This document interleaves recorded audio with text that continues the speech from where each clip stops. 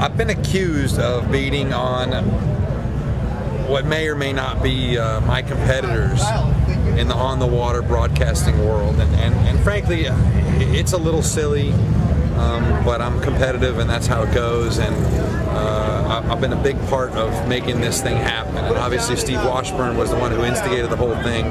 But I've spent a lot of time over the last 3 years making it big, growing our audience to the point that we expect, probably around 40,000 viewers of our report this week. And I'm pretty proud of it. When I saw last year that Premier decided to go and do their own blog, I was a little annoyed because, again, we sort of started this thing when it came to sailing. And Premier, last year wasn't very special. They had a lot of growing pains, some of the stuff that we've dealt with over the last 3 years, turning this into something exciting.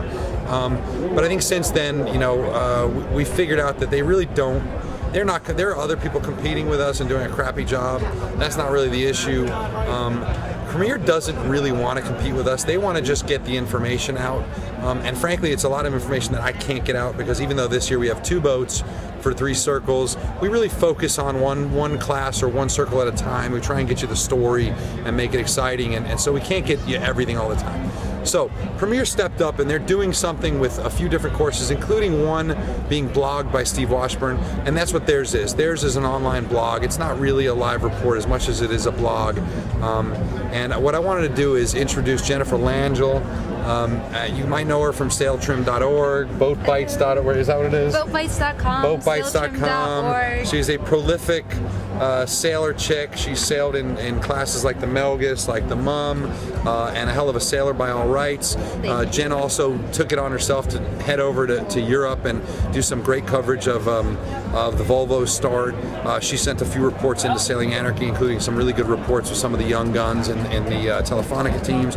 And we have a lot of appreciation for Jen, and clearly the Premier people do too, because they brought her back this year as the producer of their live blog. So welcome, Jen, to On the Water Anarchy. Thank you, thank you. Hey everybody. So tell us a little bit about what you guys have planned this week. Well, what we're going to be doing is we have somebody with race committee on each circle, and I'm going to be held up in this headquarters behind me with laptops, and they send me live IM of what's going on. So our goal is really just to have that base information for everybody and have what's going on with the race committee, what's going on with the starts, are they on time, what are the courses, so if you want to look on the chart, and can you rub me again? He wants you to look at him. You look at me. And so I think it'll be a nice base information for everybody. So if you want a little play-by-play of what's going on through the course of the day from all the circles, that's what we're going to be providing. And then we're looking forward to all the folks like Sailing Anarchy and people to be out there giving us a little color. There are no other folks. Okay, there are no other folks. Will you guys be doing pictures too? Well, there will be some candid photos. The bloggers are going to be responsible for that. They're each going to have, I'm having them set up their own like Casa Flickr, but it's really just to help give a picture. People are very visual, so they'd like to have a little picture to go with the words, and it gives a little bit more color. So we will have a little bit of that as well, and it'll just be on the Premier website, and I think it'll be good. It was good last year. So what about color commentary? I mean, is there any encouragement for that, or is it really, is Premier's goal to just be factual and not really try and get too editorial? Well, we want to keep it factual. We want to give people a real picture of what's happening on the water. And I think last year I tried to keep it real to what the bloggers saw. So it may not have been perfect sentences. It might have been a little bit of slang, but it was clean cut. It was very family oriented, so somebody didn't have to really edit it to that Well, for all the kids that are reading it, like during school? There's a lot of kids reading it, but it was family friendly. I got you. So we kind of keep it clean in that sense, and just what the facts are, what's happening on the race course, but I like to let the bloggers' voices come through. So the only editing that I do is sometimes because the boat's moving and they're trying to type, they're trying to actually do other roles on the boat, you'll get like 10 words and it looks like 1 word, but it's really a sentence. So I'll go through and I'll do a little bit of that, and if it doesn't flow, but I know what they're trying to say, I might tweak it a little here, but I really try to keep the individual, like Steve's, I want it to be his words, because I'm feeling his energy. I want the people at home to feel that as well.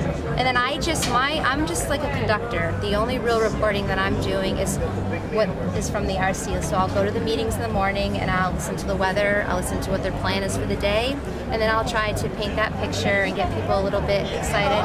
And I'll walk the docks and kind of get some comments from people. and kind of keep it simple, provide a base, and then we can build on it if stuff comes in after that. All right. Talking about keeping it clean. Keeping it clean, you know. What about party reports? Keeping it clean. Party reports. I think I'm gonna let you guys do that best. You guys do that best. Will you help be in one of the reports? Will you come party? Maybe. It would be fun. We didn't get to do that last year. We never get to do that. We're both too damn busy. No, last year I was running around like a chicken with its head cut off. So this year I think we know what we're doing. We know what to expect. So there's no reason why I shouldn't make it out for a little party. Good. Well, we're going to count on that. So now you're in. You're now in with Peter Craig, who is, I think, the chairman of the Boston Stopover. Isn't that right? Yes, I don't know the full details of how that worked, but he's involved. And now you're obviously involved with Premier Racing for a couple of years now. How do we get some of that here? I think it's going to be a matter of people keeping enthusiastic about it and sharing their experience, but you kind of have to talk more to the organizers. Some of their logistics over there are a little bit different than over here. And over there, sailing is something that people aspire to more than they do over here in the U.S. So I think they get more support from, like in Spain, the King of Spain loves sailing, so they got tax breaks and things like that. It's going to be a little bit different here in Boston. So we need to get Obama sailing, is that what you're saying? Actually, there was a conference I was at, and somebody said if we got the president sailing, so that's a great idea. That would be a lot of fun, shoot him actually. an email. That would be fantastic. Oh, I bet he would love it too. Let's see if we can get 20,000 anarchists to send Obama an email and get him out on a sailboat. That would be, well. All right, a new project, because we don't have enough of it at Sailing Anarchy. After we win the America's Cup, we'll get Obama sailing. But I think promoting the personalities, I think they promote the personalities of sailing in New York really well, like they do NASCAR here. Maybe not even so much being about the sailing, but about the people who do sail and getting more stories about those people. Now, that's what I wanted to hear, because I think we make a point of doing it, and people criticize us for focusing on sailor chicks and focusing on the top guys and sort of I don't know, trying to make it a little more emotional. But at the end of the day, it's a super emotional and super passionate sport, and we want to see personalities that are powerful. Guys like Terry Hutchinson and even wacky guys like John Esposito, who we'll do an interview with, and you guys, most of you know him.